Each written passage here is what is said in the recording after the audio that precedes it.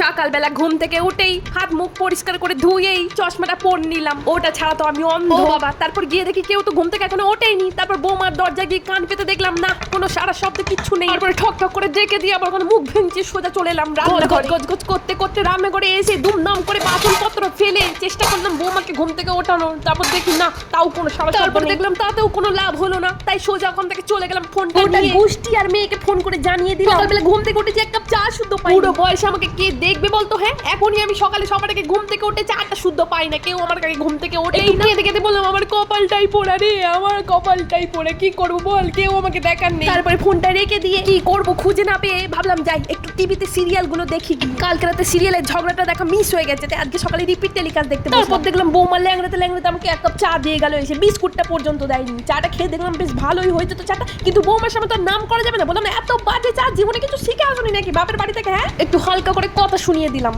যা দুপুরবেলা ভাত খেয়ে যে ভাত ঘুমটা দিতে যাবো, তাই শুনলাম বৌমা যেন আমার ছেলেকে কি ফিস ফিস করে বলছে বাপের বাড়ি যাওয়ার কথা না। তারপর দেখলাম বাপের বাড়ি গেলে তো বৌমা আমাকে সব কাজ করতে হবে। তারপর একটু নাটক করা শুরু করলাম। কি আবার বুকে ব্যথার ছেলে এসে বললাম মাকে বললাম না না বাবা কিচ্ছু হয়নি, ওই বুকে ব্যথা মনে হচ্ছে একটু হার্ট অ্যাটাক এসেছিল ছোট্ট করে।